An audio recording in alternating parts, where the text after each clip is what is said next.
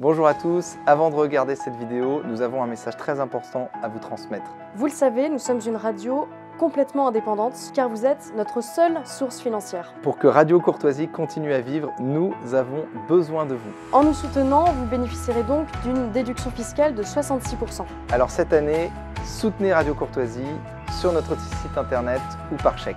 Il n'y a pas de petits dons, chaque participation compte. Merci à tous.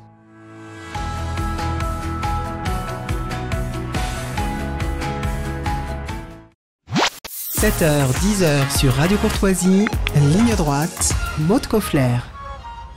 Je vous demande de vous arrêter à la veille de Noël et puisque nous avons à cœur de célébrer cette fête dans la tradition, ce matin nous recevons un ambassadeur de l'art de vivre, de l'art d'être français tout simplement, Gilles Brochard, bonjour.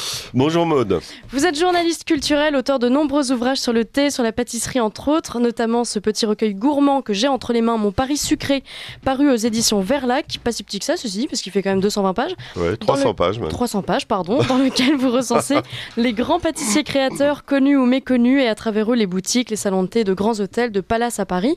Un joli cadeau de Noël parce qu'il n'est pas encore trop tard. Et ce matin, Gilles Brochard, vous nous invitez à faire un tour de table, si j'ose dire, des incontournables pour Noël, bûches, chocolat, thé, confiserie.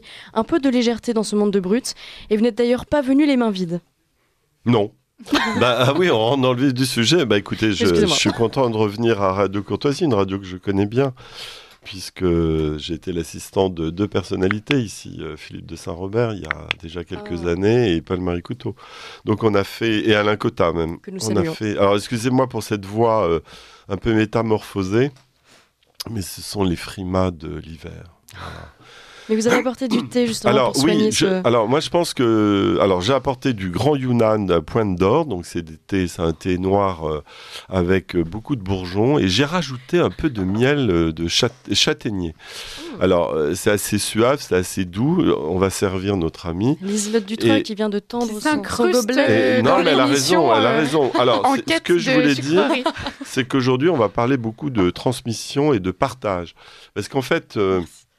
Ces fêtes de Noël, ces fêtes sont des fêtes où, pour moi, c'est un condensé de toute une année où on partage l'essentiel et en même temps les plaisirs les plus gustatifs, les plaisirs les plus simples aussi. Et je pense que pour faire plaisir à un petit enfant, à la mère et à la grand-mère, il faut des produits qui soient un petit peu intergénérationnels. Vous voyez, que ça soit le chapon, la dinde, même un canard, un saumon, un foie gras, tout le monde aime ça. Et terminé par une bûche, là j'en ai 3 devant moi, on va en parler, dont une qui est un peu exceptionnelle, à base de thé justement. Bon, c'est pas mon obsession, mais je pense que c'est aussi une façon de voir la gastronomie et la pâtisserie avec un certain recul. Et puis on est en France, la France. Moi je relisais je l'ai là quelque part, le livre d'un des pionniers de l'art français de la table. Ouais. J'ai oublié le livre, c'est pas grave. C'est par cœur, j'en suis sûr. Non, mais on s'aperçoit en fait qu'autrefois vous aviez les hors-d'œuvre, les entrées, les entremets qui étaient salés ou sucrés et les desserts. Donc vous aviez toute une cohorte dans un menu qui fait que, sans parler des salades et des fromages, parce que vous savez que dans le protocole français, on ne met jamais le mot fromage sur un menu, puisqu'il n'y a pas de bon menu sans fromage. Il n'y a que Nicolas Sarkozy qui avait retiré le fromage au Palais de l'Élysée, ce qui avait rajouté... Pourquoi pour diminuer le temps de... Oui, en gros, oui. Et puis comme il faisait un peu de surcharge pondérale, je pense que ça jouait aussi. Mais le fromage, ça fait partie aussi de la vie. Vous pouvez faire un plateau de charcuterie et de fromage. Et puis il y a des vitamines dans le fromage. Donc, vous voyez, toute cet éventail de produits par région, parce que moi je pense beaucoup à l'instruction des enfants aujourd'hui en classe. Vous allez dans n'importe quel département, n'importe quelle région, vous avez des produits exceptionnels. Et je pense que là, c'est comme la musique, quoi.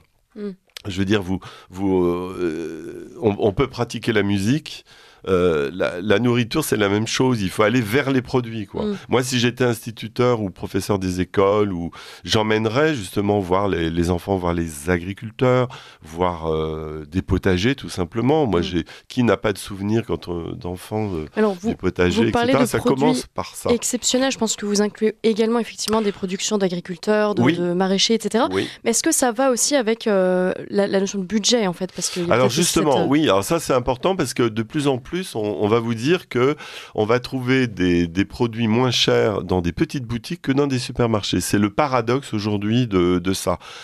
Si vous allez sur Instagram, je suis assez frappé de voir que certains internautes ont fait des enquêtes. Alors moi, je les ai pas faites vraiment, mais on peut toujours comparer. Et vous avez des produits, si vous passez le code barre, qui sont très, très élevés en supermarché, alors que vous avez de plus en plus des petits producteurs qui passent par des circuits courts, où vous avez des produits qui sont peut-être pas très beaux, mais qui sont tout aussi bons et qui coûtent moins cher. D'accord. Alors, il y a ça. Et puis, il faut voir aussi qu'on est en hiver. C'est pour moi le moment où sur les marchés, vous avez une plus grande diversité. Vous avez tous les légumes racines.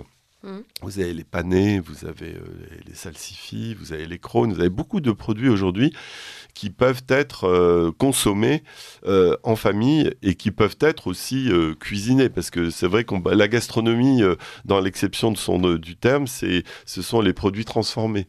C'est-à-dire que c'est la cuisson, quoi. Et on a évolué depuis 50 ans, on a beaucoup évolué, puis on a réduit énormément. Moi, ce qui me frappe aujourd'hui, si vous allez au restaurant, c'est de plus en plus, vous avez des chefs qui travaillent les sauces, par exemple, les réductions de sauces, etc. Tout est utilisé dans la cuisine. Puis moi, ce que j'aime aussi, c'est la cuisine du lendemain. Donc, de ne rien jeter, tout garder. La cuisine de partage, comme on le trouve dans les pays méditerranéens, au Maroc, ou au Liban, ou en Syrie, où vous partagez tout, vous mettez tout sur la table, ce qu'on appelait autrefois les ambigus. Et aujourd'hui, vous pouvez faire des repas de fête qui soient à la fois très simples et en même temps très joyeux et très colorés. D'accord. Alors là, on parle évidemment de tous ces bons produits abordables, etc. Mais justement, en fait, je voudrais vous faire réagir à cette triste révélation. En 2023, les Français ont certes moins consommé, mais ont surtout mal consommé. Parmi les 10 produits les plus achetés cette année, on trouve les cordons bleus, les nuggets, achetés en grande surface évidemment, les boissons énergétiques, les chewing-gums, le pain de mie, les barres de céréales, les chips, enfin voilà, que de très bonnes choses. Les Français se sont également habitués à la livraison, donc à la consommation régulière et facile de la malbouffe, type McDo, pour ne citer que. Faut-il sensibiliser les Français ? Faut-il rééduquer leur palais et leur porte-monnaie ? Parce qu'en fait, c'est pas forcément plus abordable. Je vais vous donner une anecdote, alors de première main. L'autre jour, j'ai une amie qui est critique gastronomique qui se trouvait au Flandrin, donc la célèbre brasserie du 16e arrondissement. C'était un samedi et tout d'un coup, elle a vu arriver Brigitte Macron avec Carla Bruni et Daniel Thompson. Vous l'aimez, ce thé ? J'aime beaucoup ce thé. C'est rond en bouche, hein. Ça vous va bien au teint.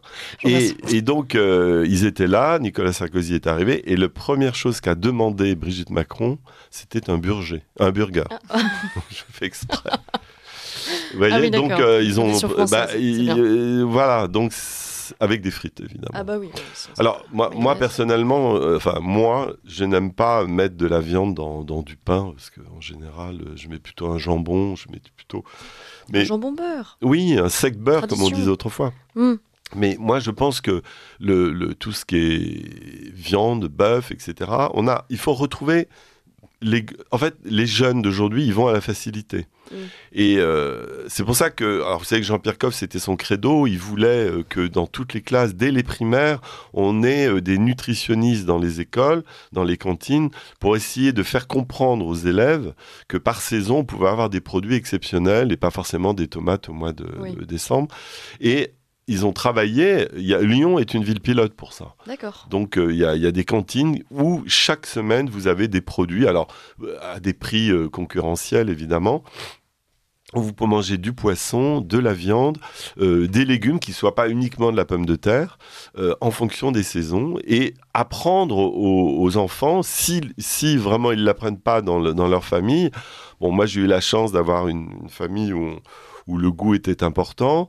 J'ai beaucoup appris aussi avec une cuisinière qui était chez mes grands-parents, qui faisait une cuisine de famille, mais formidable. si vous n'apprenez pas ça, si vous n'apprenez pas le goût... Aujourd'hui, il n'y a plus de cours de cuisine. Autrefois, il y a eu des cours de cuisine pour les jeunes filles. Limite, on pourrait imaginer des cours d'initiation au goût et non pas faire une journée du goût, une semaine du goût qui est très réductrice, mais inviter justement régulièrement des chefs, des pâtissiers, des gens qui vont essayer de vous instruire sur le patrimoine français. Alors je sais bien que 80% des produits viennent de l'étranger, parce que même la pomme de terre vient d'Amérique latine, mais ça fait partie aussi de notre patrimoine d'avoir englobé tous ces produits, et puis surtout essayer de comprendre pourquoi on mange et qu'est-ce qu'on mange, et éviter justement tous les produits graisseux, des chips, etc., qui finalement n'apportent rien. Alors aujourd'hui, il y a comment on appelle ça, des enfants qui sont en surpoids, de plus en plus. Bon, on n'a pas le niveau du Canada et des États-Unis. Moi, je me souviens que la première fois que je suis allé aux États-Unis, j'ai été frappé par ça. J'ai été frappé par le nombre d'enfants entre 10 et 15 ans qui étaient en surpoids, pour des raisons très simples, c'est que les parents leur autorisaient à boire des sodas à l'heure du déjeuner. Donc, vous savez, le cerveau, il enregistre tout ce qu'on ingurgite. Si vous prenez un soda le matin, le lendemain, le soir, et ça pendant une semaine, on va se créer une forme de dépendance. Hein. C'est comme le tabac, c'est comme l'alcool, etc. Donc ça, c'est important de commencer à c'est le côté instruction de l'école, et le côté éducation de la famille. Voilà. Enfin, on ne va pas démoraliser nos chères têtes blondes, mais c'est vrai que moi, on m'a toujours dit... tu ne boiras pas du Coca-Cola avant 13 ans parce qu'il y a beaucoup d'excitants. Tu es déjà assez mais c'est clairement une question d'éducation. Mais c'est vrai. Et puis, on peut remplacer ça par plein d'autres choses. Quoi. Je veux dire, un bon jus de pomme, un bon jus d'ananas, bien sûr. Un fruit pressé. Enfin, aujourd'hui, on fait des smoothies. Non, mais des fruits pressés. Vous voyez, oui, du thé. Le thé, justement. On peut équilibrer tout ça sans boire forcément une théière en entier. Ça va refroidir. Hein. Oui, on va le boire tout de suite. Liselotte Dutreuil, vous buvez du coca au petit-déj ? Alors non, moi c'est café à la limite. Alors Gilles n'aime pas le café, je crois. C'est surtout le café qui m'aime pas. Vous savez, il y a des molécules qui font que je ne le digère pas. Je suis un addict, alors là je le revendique, du chocolat, je mange du chocolat tous les jours, et du thé pratiquement 3 fois par jour. Mais dans le thé, vous avez là, dans un mug de thé, vous avez l'équivalent d'une orange. Donc vous avez beaucoup de vitamines, vous avez plein d'oligo-éléments qui font que vous allez avoir un surcroît d'énergie formidable. Et puis, il y a des thés plus ou moins apaisants, plus ou moins diététiques, et en fonction de la journée, Alors, on va revenir à Noël. Vous nous avez apporté des bûches, Gilles. J'ai choisi ces 3 bûchettes, en fait, de la maison de Laurent Duchesne, qui est meilleur ouvrier de France, qui fête cette année ses 100 ans. Il se trouve que j'ai fait une série de podcasts avec les meilleurs ouvriers de France, dans tous les domaines, puisqu'il y a plus de 150 disciplines. Mais c'est pas pour ça. J'ai choisi parce que Laurent Duchesne, qui a épousé une japonaise, il y a déjà quelques années, a conçu avec sa femme une bûche au matcha. Donc le matcha, ce sont des feuilles de thé tancha qui ont été broyées à la meule. Alors c'est des meules de Kansai, c'est des meules en marbre, en pierre. Et ils en ont fait... Alors ils ont choisi je cherche le nom exact. Ils ont choisi le matcha dans l'île de Kyushu, c'est dans la province de Kagoshima, avec un grand producteur. Et ils en ont fait un roulé, comme on fait beaucoup au Japon, et en France aussi. En France, on faisait des roulés beurre. Bon, là, il n'y a pas de beurre, il n'y a pas de beurre. C'est un roulé, c'est une génoise avec de la vanille, un confit de framboise. Alors, il aurait pu y avoir un confit c'est très joli. De cerises, parce que vous savez, le cerisier en fleurs est un petit clin d'œil. Et ça s'appelle... Vous voulez goûter, Maud ? Avec grand plaisir. Prenez, j'ai apporté des fourchettes. Merci beaucoup. S'il n'y a pas de beurre, on peut en manger plein. Donc. Oui, non, mais ça, il n'y a pas de problème. Toujours de bonnes excuses, les autres Dutreuil. Non, je vous rassure, s'il y en avait, j'en aurais mangé plein aussi. Et alors, j'ai apporté aussi... alors, je cherche le nom, voilà, c'est Kotobuki. Donc, c'est un biscuit roulé, japonais au thé vert. joli en tout cas. Et sur le dessus, vous avez une petite baguette et fleurs de cerisier chocolat. Et c'est vendu dans les 3 boutiques du 15e et 13e arrondissement. Il faut creuser, aller jusqu'à la vanille. N'hésitez pas. Et puis, il y en a 2 autres. Ça s'appelle C-Praline. C'est un croustillant chocolat, lait, biscuits. Alors là, il y a du café. Avec un crémeux café confit orange et mousse pralinée. Le praliné, vous voyez, c'est transgénérationnel. Tout le monde aime le praliné en général, le lait, le praliné. Et puis l'exotique, c'est un croustillant nature amande, biscuit roll cake, gel exotique ananas, morceaux de mangue confite, crémeux exotique, mousse de fromage blanc, citron vert et dans un décor de coco râpé. Voilà, d'ailleurs je vais le goûter avec vous. Pardon à nos auditeurs qui ne pourront pas goûter. Mais en revanche, on vous invite. Et ce qui est bien, c'est que c'est des petites bûchettes qui valent entre 5 et 7 euros, alors que la bûche vaut quand même plus cher. C'est des petits plaisirs gustatifs. Goûtez ça aussi, Maud. Et puis l'autre au café pour notre ami. Évidemment. C'est marrant parce que café orange, c'est pas très instinctif comme mariage. Donc, on ne va pas soigner notre glycémie ce matin. Vous allez essayer, vous allez voir. On peut peut-être... En tout cas, on peut décrire, je pense, pour nos auditeurs qui ne voient pas cette petite bûchette au matcha, dans ce petit roulé. C'est vraiment très joli. On a un vert gazon avec ces petites touches de... Bravo. Vert gazon, ça donne envie. Bah si, le gazon, c'est joli. Non, mais vous avez complètement raison. Herbacé, du matcha. Oui, exactement, je suis d'accord avec vous. Oui. Et ils font d'ailleurs je ne l'ai pas apporté, mais ils font une tablette au matcha chocolat blanc qui est absolument à tomber. Voilà, Maud va s'étouffer. Le matcha se répand de plus en plus dans la gastronomie française. Alors, c'est vrai que c'est un thé qui coûte cher, mais bon. Et c'est assez bon pour la santé. C'est plein d'antioxydants. Je croyais qu'on n'avait pas le droit de manger dans le studio. Non, mais j'ai la bouche pleine, je ne peux plus parler. Alors moi, je vous propose, Maud, on peut peut-être faire la pause avec Rock Voisine, si ça te... Absolument, mais quelle anticipation, il est incroyable. Parce que pour moi, Noël... c'est aussi la poésie. Et pour moi, c'est Marie-Noël. Marie-Noël qui était une grande poétesse.